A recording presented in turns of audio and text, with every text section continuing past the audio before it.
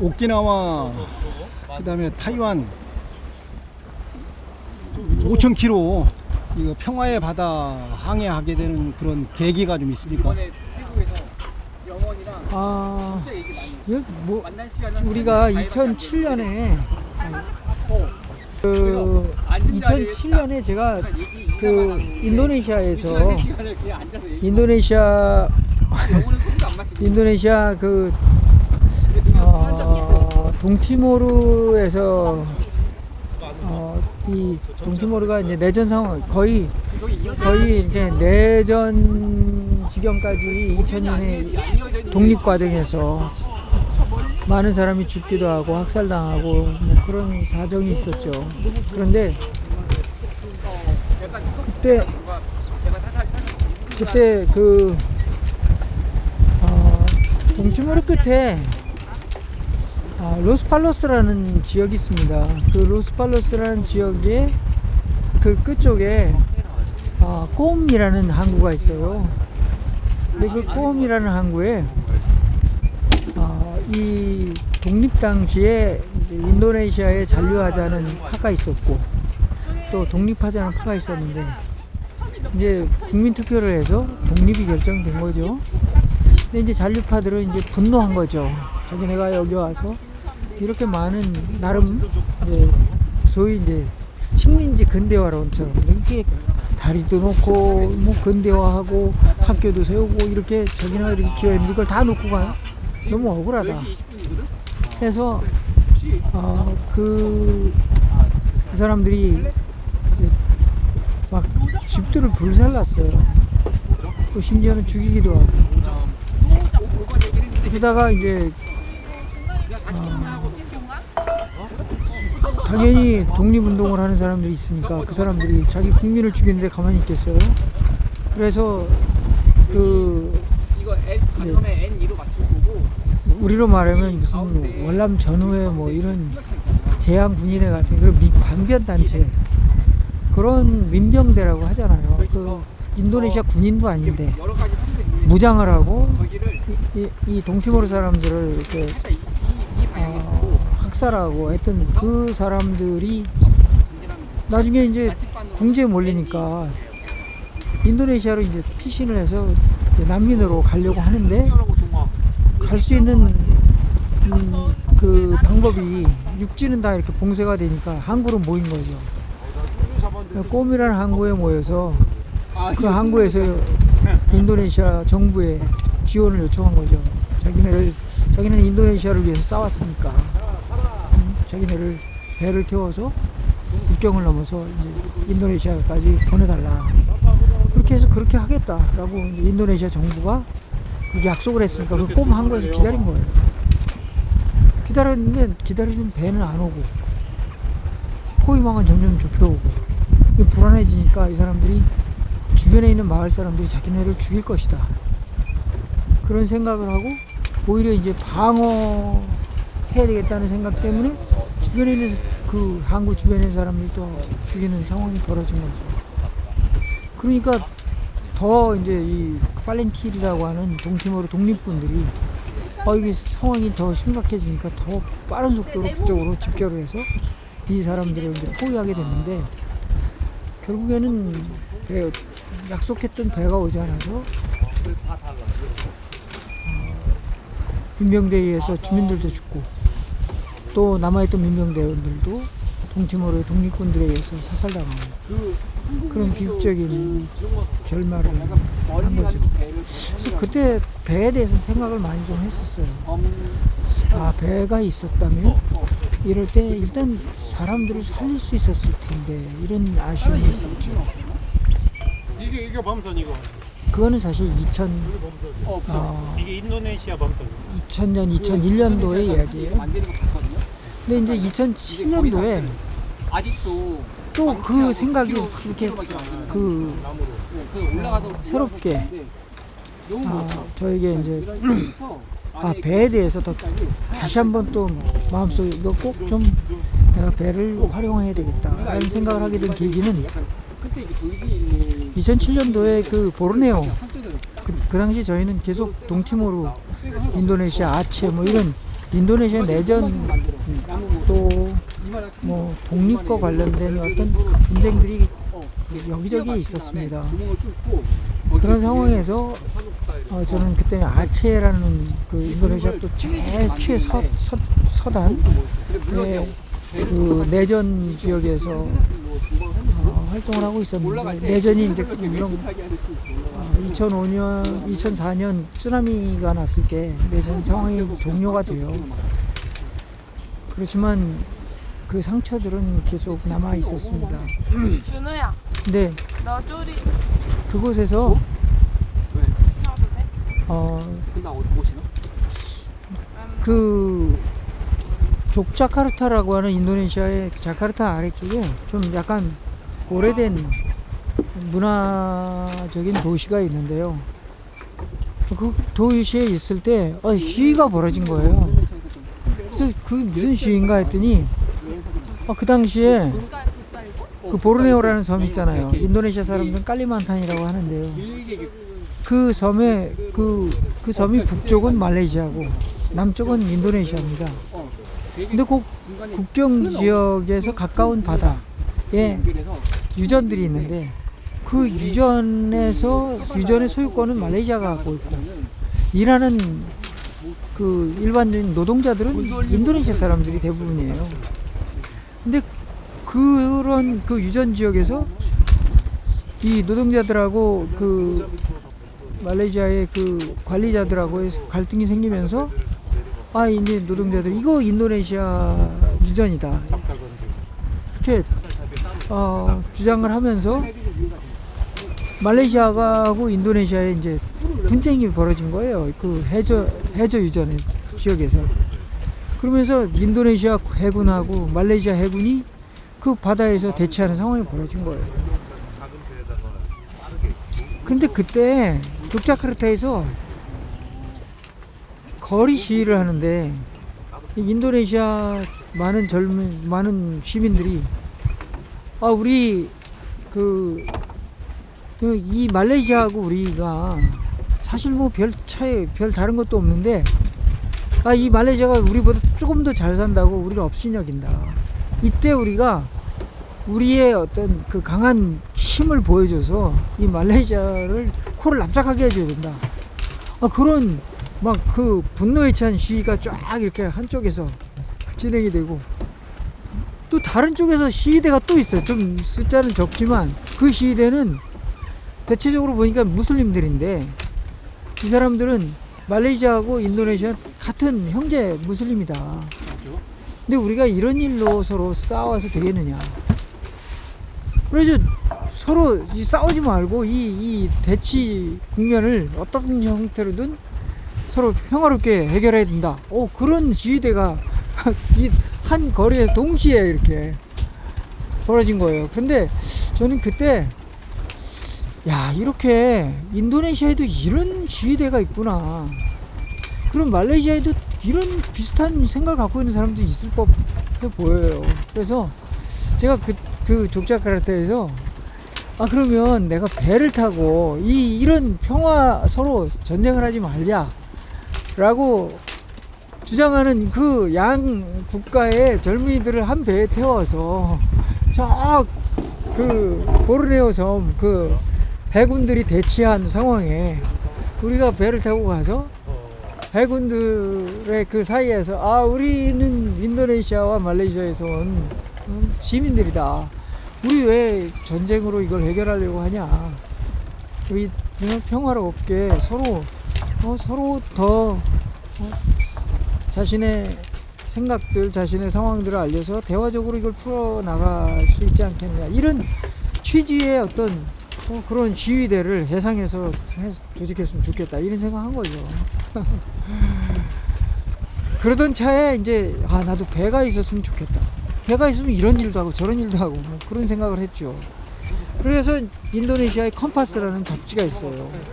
그 잡지를 이렇게 뒤져보다 보니까 한 기사가 실렸는데 술라베시라는 섬에 매년 8월 15일 광복 그 인도네시아도 그 8월 15일 경이 거기는 좀 더 정부가 늦어서 8월 17일이라고 들었는데 어쨌든 독립기념일입니다.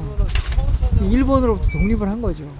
그걸 기념해서 무슨 전통적인 요트, 원주민들이 만든 요트를 갖고 경주대회를 한다는 거예요. 그걸 산덱 레이싱이라는 이름의 경주대회가 있다. 그래서 산덱이라는 배가 저기 그 인도네시아에 있다는데 한번 가서 봐야 되겠다. 저기 술라빗이라는 섬에. 그래서 술라빗이라는 섬을 찾아간 거죠. 갔더니 마카사라는 도시에 이제 딱 내려서 차를 타고 먼저 이제 그 남쪽으로 가면 타나베루라는 그 아주 배를 만드는 큰 그 요트를 만드는 그 마을이 있어요. 난 처음에 가서 이게 무슨 노아의 방주라고 아시죠? 네. 노아의 방주 같은 어마어마하게 큰 나무로 된 배를 사람들이 도끼를 갖고 만들어. 난 너무 기가 막혀서 야 지금 이게 현실인가 막 이런 생각이 들더라고요. 굉장히 그 어마어마한 규모의 인간의 수공으로 만드는 그 배를 보고 되게 놀랐는데 그 배는 너무 크고 우리가 뭐 이렇게 핸들링하기 어려운 배다 이렇게 생각이 들었는데 거기서 반대쪽으로 서쪽으로 쭉 가면 만다르라고 하는 그 부족이 사는 곳이 있어요. 이 인도네시아는 여러 그 해양 부족들이 술라비시 섬에 살아요. 이 마카사 부족이 있고 부기스라는 부족이 있고 만다르라는 부족이 있고 미느하사라는 부족이 있고 이런 부족들이 다 자기네 전통적인 어떤 그 방식들을 갖고 살아가는 어찌 보면 진짜 인류 문화유산의 보고 같은 느낌이 드는 곳인데 그 만다르라는 그 지역이 이제 마제네라는 도시가 그런 썬닉 레이싱을 한다는 곳이어서 그 마제네로 가보니까 기분 나빠서 그냥 물고기 안 먹은 걸로 해야겠다. 거기서부터 이렇게 도로로 이렇게 해변 도로로 쭉 가면서 그 2007년의 상황이에요. 보니까 바다에 저녁 때인데 바다에 이 돛배들이 쫙 떠 있는 거예요. 이게 무슨 내가 진짜 무슨 17세기, 18세기에 와 있나? 그런 생각이 들 정도로 그 생경한 모습이 너무 뭐 시간이 뭔가 이렇게 과거로 돌아간 것 같은 그런 어떤 아주 묘한 느낌을 받게 됐고 그곳의 한 마을에 가서 그 산덱이라는 배를 이렇게 거기 배들이 쭉 이렇게 바닷가에 있는데 한번 타보고 싶다. 그러니까 마을 사람들이 뭐 태워주겠다. 그래서 그걸 타보니까 이 배는 완전히 원주민들의 진짜 모든 그 배의 부품들이 다 그냥 자연산인 거예요. 부산. 심지어 골라봐. 이런 지금 쇠줄을 있잖아. 다 똑같은 건데 색깔만 달라. 쇠로 된 믿어볼게 한번. 이 스테이라는 이거 굉장히 강한 그 장력을 가져야 되는 거거든요. 그걸 이제 탐베라라고 하는데 이 사람들은 그걸 다 나무 줄기 아주 진짜 질긴 나무 줄기가 있더라고요. 그런 나무 줄기로 다 이 포어 스테이, 백 스테이, 사이드 스테이들을 다 그렇게 고정하고 그리고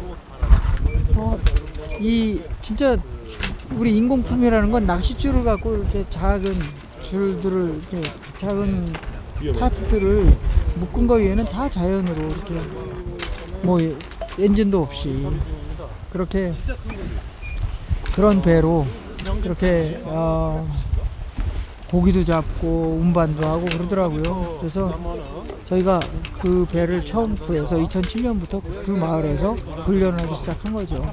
몇 명이서 이렇게 처음에는 4명이 와서 훈련을 시작해서 매해 사람들이 매해 그 사람들을 불러서 그것을 훈련을 하자. 근데 그게 해마다 사람들을 불러서 인도네시아까지 가서 훈련한다는 게 쉽지가 않더라고요. 그러면은 그 훈련하는데 누가 그배 타는 법을 가르쳐 줬어요? 그 마을 주민들이. 주민들이. 네, 그렇죠. 이 사람들은 해양 부족이라서 네.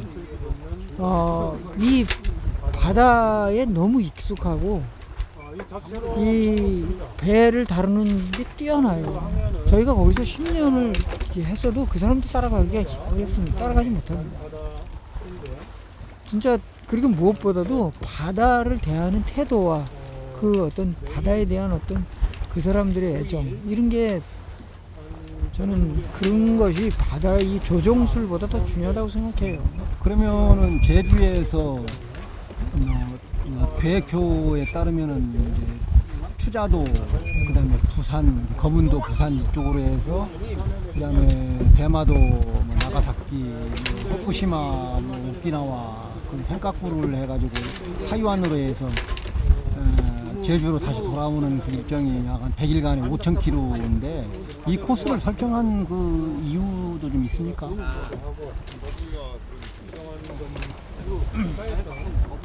저도 처음에는 이런 지역에 대해서 그렇게 깊은 관심을 갖지 않았었죠. 그런데 2000년에 이제 강정에 와서 2001년부터 이제 강정에서 해군 기지를 짓는 것이 저는 평화의 섬에 해군군 이 무기를 탑재한 군함들을 배치하고 어떻게 이웃나라하고 평화를 만들자는 얘기를 할 수 있겠나. 이건 게다가 해군기지를 짓는 그 강정이라는 마을에는 구럼비라는 아주 넓은 너럭바위가 원래 있는 곳이고 그곳에 아주 깨끗하고 맑은 용천수들이 솟아오르고 아주 정말 전설 같은 그런 전설에나 나올 법한 그런 선녀탕 같은 맑은 연못들이 바위에 곳곳에 있고 저는 참 이렇게 아름다운 곳이 있구나. 처음에 와서 참 놀랐어요. 강정의 구석구석에 참 아름다운 곳들이 있는데 그중에 구럼비 바위는 그 중에서도 정말 잘 보존해서 우리 후손들에게 우리가 받은 모습 그대로 잘 물려줘야 할 소중한 자연유산이다 이런 생각을 했는데 이걸 주민들의 동의도 구하지 않은 상태에서 공갈 협박을 해서 사람들을 쫓아내고 그 기지를 그 바위를 부시고 또 시멘 콘크리트로 또 그걸 발라서 그 위에다가 기껏 짓는다는 게 전쟁과 이 살상을 위한 군사 시설을 짓는다는 게 저는 도저히 그의 저의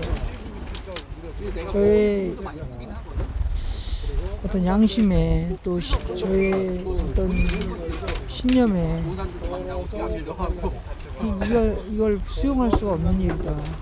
이거는 우리 후손에 대해 이걸 막지 않는다는 것은 후손들 앞에 너무 부끄러운 일이고 이거는 한 세대가 책임져야 할 그 세대가 이걸 방기해서 우리 뒤에 있는 수많은 우리의 후손들이 이것으로 인해서 받을 손실과 피해에 대해서 우리가 그 대가를 치러야 할 일이다.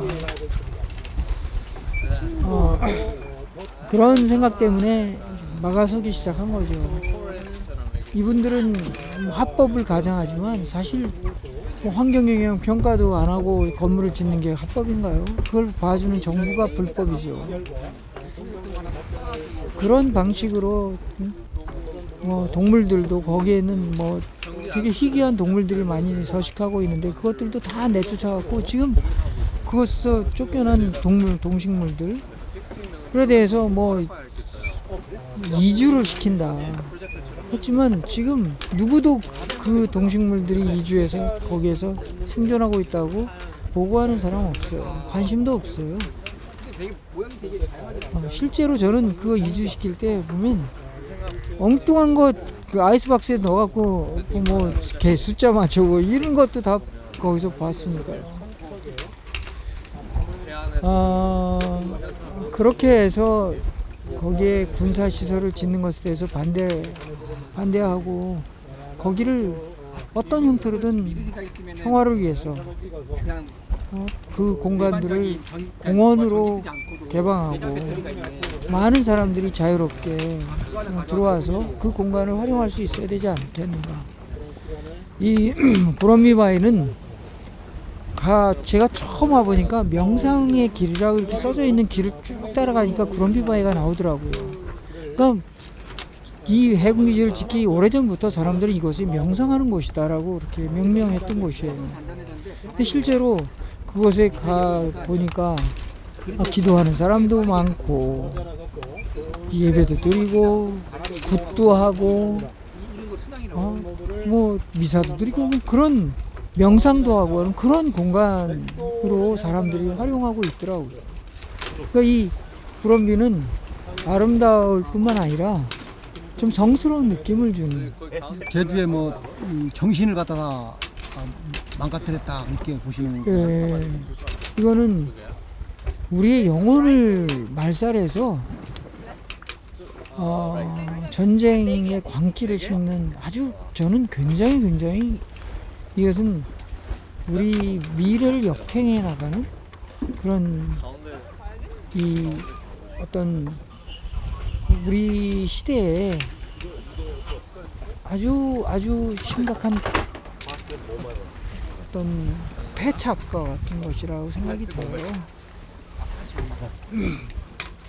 그래서 저는 이 해군기지를 반대하다 보니까 전기 12.3. 여기뿐만 아니라 오키나와도 또 비슷한 상황이고 오키나와는 더 오랜 세월 미군 기지를 요만한 것만 잡아도 오키나와에서 나가게 하기 위해서 이렇게 싸우고 계시더라고요. 근데 제가 오키나와에 가서 이분들이 하시는 말씀 듣다 보니까 좀 약간 깜짝 놀란 게 이 미군 기지를 오래 쫓아내기를 원하는데 이게 본토로 가든지 제주도로 가든지 딴 데 갔으면 좋겠다 이렇게 얘기하시는 거예요. 그래서 아니 제주도에 이걸 보내면 이거 우리 해군 기지도 지금 이걸 쫓아내려고 그러는데 이렇게 자기 동네에서 자기가 살고 있는 지역에서만 쫓아내면 된다라고 하는 이런 생각은 정말 위험한 생각이다.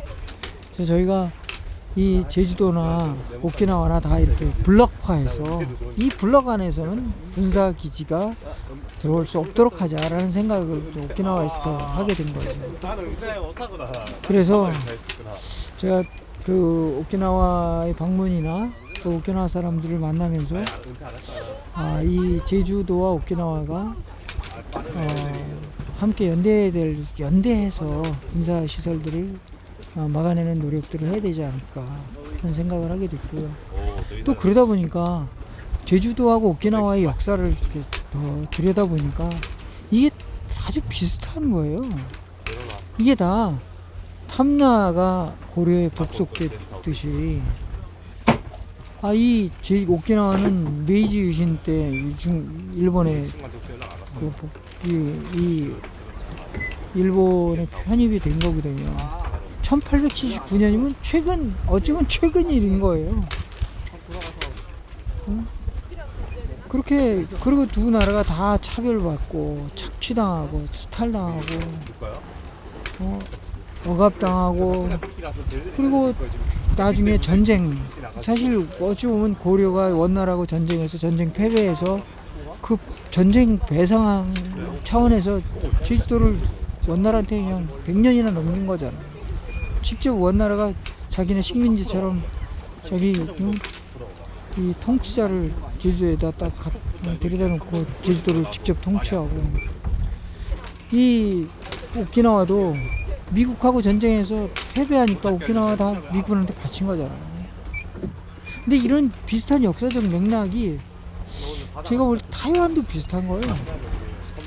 타이완도 제주도와 오키나와하고 비슷한 역사적 경험을 갖고 있어요.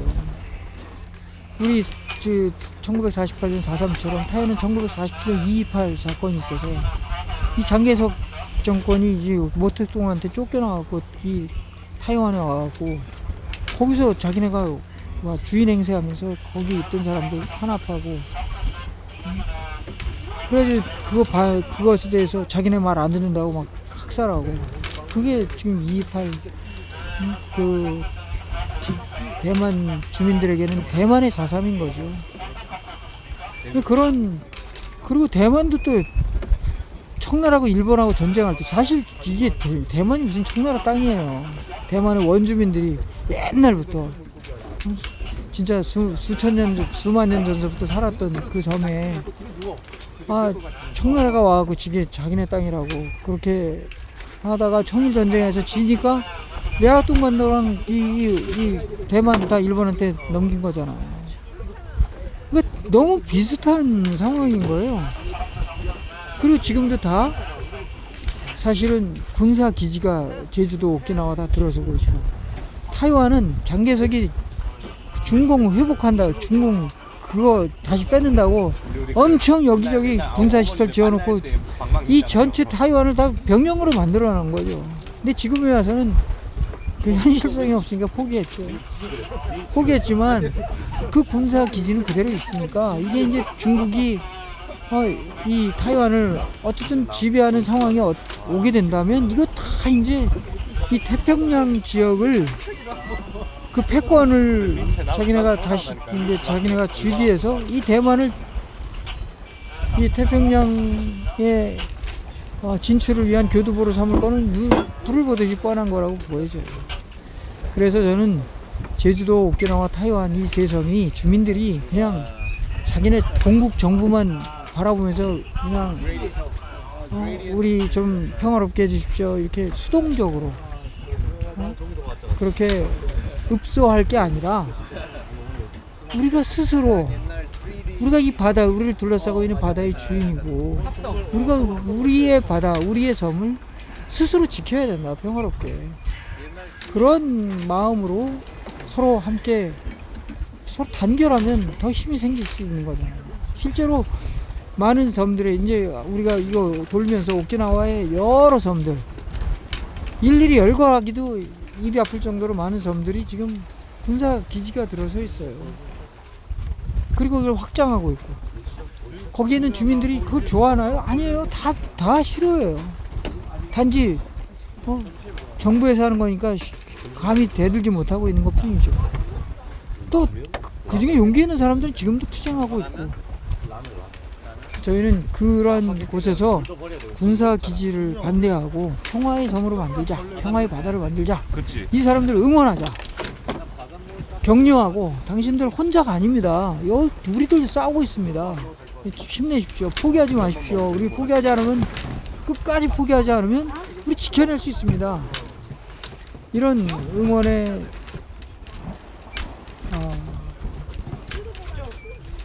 또 메신저들이 되기를 원해서 이 항해를 계획하게 된 거죠. 맞아요. 그러면은 100일간의 이 항해 일정이 날씨라든가 여러 가지 그 변수가 많이 있을 텐데 어려운 거는 또 어떤 점이 또 가장 어려울까요? 저는 무엇보다 태풍이라고 생각해요. 사실 6월 달에 이걸 항해를 시작한다는 것은 사실 좀 좋은 선택은 아니었다고 생각해요. 그렇지만 제가 처음부터 이걸 계획한 건 이렇게 젊은 대학생들 연령의 사람들을 함께 가려면 이거밖에 뭐 학기 중에는 안 되잖아요. 그래서 우리 다 같이 죽으러 가자. 이런데 경비가 많이 들어가는데 네. 그 부분을 어떻게 해결하나요? 사실은 뭐 무슨 길이 있겠어요? 저희는 예전에 보면 그냥 마라톤 우리 사람들이 그런 거 했었잖아요. 네, 42.195 마라톤 뛰는 거 뭐 만 원씩 더 42.195니까 그냥 한 1km당 만 원씩 도와주십시오. 막 그러면 내가 한번 용기를 내서 뛰겠습니다. 뭐 이런 사람들을 주변에서 보고 우리도 한번 저렇게 해볼까 해서 이제 이거 5,000km인데 저는 처음에 이제 3,000km 딱 이렇게 직선을 하면 3,000 몇백 킬로예요. 그런데 이걸 이제 다 섬들을 이렇게 이어서 보니까 한 5,000km가 되더라고요. 그래서 이 한 5,000km에 한 10,000원씩 좀 우리 주변에 있는 사람 더도 말고 덜도 말고 10,000원씩만 도와주고 그리고 함께 좀 기도해달라. 이게 위험한 거니까. 그래서 그렇게 패키지로 10,000원의 후원과 기도 그거를 좀 사람들한테 부탁하면 이거 뭐 샘물이 솟듯이 어디서 나오지 않을까. 이게 좋은 뜻이라면 남들도 좋게 생각하겠지. 뭐 그런 생각으로 이제 시작을 한 거죠. 지금 이제 이렇게 항해가 시작을 해서 지금 현재 5명의 대원이 합류해서 이렇게 가는데 이것이 지금 첫 번째 지금 한국의 지금 어떤 기록적인 것인데 다음에 또 2기, 3기 계속해서 이렇게 하려면 무슨 뭐 트레이닝 학교라고나 할까나 이런 것들도 좀 만들어지고 계속 이어나가야 되지 않겠어요? 어떤 방안이 있습니까? 저희는 지금 강정에 평화대학이라는 이름으로 젊은 친구들을 불러서 그 전쟁을 막고 평화를 만드는 사람들 그러한 활동들을 더 장려하자라는 취지에서 학교를 열었어요. 그 학교에 한 코스가 이제 피스 보이저라는 것이 평화의 항해라는 뜻이잖아요. 그래서 그런 과정을 만들어서 이렇게 여기 있는 식초나 또 지금 승준 지금 피를 잡고 있는 저런 젊은이들이 함께 모여서 이제 항해를 함께 하게 된 거죠. 그리고 앞으로도 저는 이번 9월 달에도 이렇게 또 다음 항해 2기 항해할 사람들을 또 모집해서 또 이 항해술이나 바다에 대해서나 아니면 이 동북 이 동아시아의 역사, 문화, 언어 이런 것들도 같이 공부하면서 이 이제 다음 기에 함께 참여할 사람들을 찾고 그 사람들을 또 훈련해서 내년은 봄에 출발하려고 해요. 봄이 기후가 여름보다는 더 낮기 때문에 그렇게 매년 1기, 2기, 3기 이렇게 준비하려고 하고 저희는 할 수 있는 한 우리 한국 젊은이들뿐만 아니라 일본이나 중국, 제주, 오키나와, 타이완의 청년들도 함께 항해를 하려고 생각하고 있습니다. 트레이닝하는 그 기간은 일종의 이건 뭐 저희는 대학에 한 학기 3개월 동안 3개월 트레이닝해서 3개월 동안 같이 공부하고 같이 기숙한 같이 지내면서 그것도 전부 다 지금 후원으로 좀 다 이루어지는 아닙니다. 그거는 자기가 학비를 내고 얼마 정도 먹고 자고 저희가 이전 뭐 다음 학기는 어떻게 할까 좀 더 의논해 봐야 되겠지만 한 100여만 원 정도의 학비를 내요. 그러면 한 달에 30만 원 정도 숙식과 공부하는 걸 다 그렇게 다 감당하는 거죠. 나이 제한이나 이런 거 있습니까? 네, 저희가 지금 이걸 나이를 18살에서 35살 뭐 이렇게 정해놨는데 뭐 일단은 그렇게 정했고요. 남녀 구분 하지 않고요. 네, 구분하지 않습니다. 이 항해가 원만하게 잘 이렇게 건강하게 돌아올 수 있도록 저희들도 축원하고 평화의 길 사단법인 평화의 길도 그 평화운동하는 그런 내용은 다 같고 저희들은 남북관계라든가 일본 그 조선 학교 관련해서 또 한반도 평화 이런 것 등을 이제 이야기하고 그러는데 여기는 그야말로 세계적으로 바다의 평화 국제적으로 한국과 일본과 그다음에 대만 이 삼각지점에 senkaku 열도라는 것이 있는데 여기 분쟁 지역을 경유하면서 주민들도 만나고 그럴 텐데 어떤 얘기를 좀 하고 싶은가요? 저는 주민들하고의 만남을 통해서 그 주민들이 겪고 있는 또 겪었었던 이야기들을 우리가 함께 듣는 거, 그거 되게 중요한 것 같아요. 그분들이 의미 있게 생각하고 중요하게 생각하는 게 무엇인지, 그렇게 의미 있게 생각하는 어떤 지점, 장소들을 함께 좀 방문해서 때로는 슬픈 역사, 때로는 아픈 기억들을 우리도 같이 공유하고, 그리고 또 한편으로는 우리가 겪고 있는 이야기들도 함께 나누고, 우리가 들리면서 또 들은 이야기들도 전달도 하고, 그래서 저희는 어떤 형태로든 이제 그러한 우리의 만남이 서로 친구가 되고, 그리고 함께 평화를 위해서 어떤 형태로든 같이 친구로서 함께 협력할 수 있는 그러한 길들을 찾으려고 하는 것이죠. 얼마 전에 제주 포럼에 오키나와 부지사님이 오셨는데, 원래는 지사님이 오시기로 돼 있었어요. 그런데 이제 풍랑주의보 이런 것 때문에 일정이 좀 변경돼서 안 오셨는데, 여기에 참여했던 동아시아 평화연구소 우석대학교 서승 교수님은 그렇게 말씀하시더라고요. 한국과 특히 제주와 오키나와 대만이 서로 연대해서 이 평화에 대한 이런 것 등을 이 얘기를 좀 심도 있게 해야 되지 않느냐. 같은 그 삼각 지점에 있는 그 바다를 끼고 있고 역사가 비슷하다고 그렇게 해서 우리가 겪고 있는 걸 좀 같이 논의하고 연대해서 함께 해야 힘이 좀 생기지 않느냐. 이런 부분은 어떻게 생각하세요? 서승 교수님이 저희하고 굉장히 비슷한 시각에서 이 상황을 보고 계시는 거죠. 그러니까 이거는 제가 볼 때 정부 차원의 관료들이 볼 수 있는 지점이 아니라고 보이죠.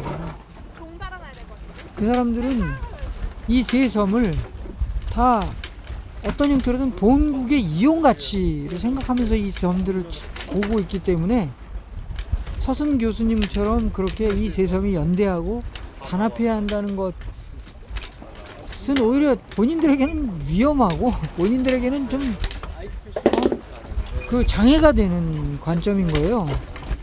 그런데 이 서승 교수님은 본인이 역사의 희생을 겪었기 때문에 그 고통당하는 사람의 지점에서 이 상황을 보시기 때문에 그런 말씀을 하시는 것이고, 저희도 그런 입장에서 이 상황을 같이 보고 있기 때문에 서승 교수님하고 저희하고는 이 역사적 맥락을 바라보고 있는 그 관점이 같다고 보여져요.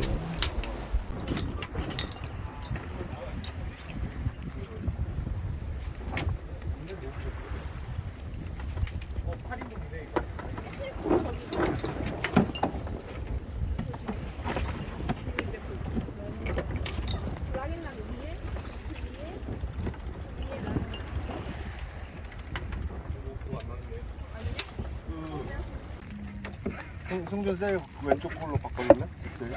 뭐라고? 집세일.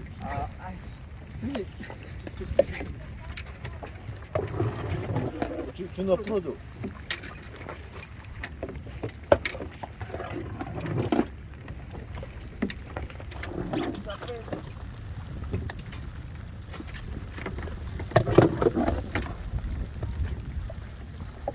저희 고등학교 다닐 때 창항선 기차 타고 완행 열차 타고 창항 그 종점 가서 조그만 배 타고 군산, 그때는 배가 다녔습니다.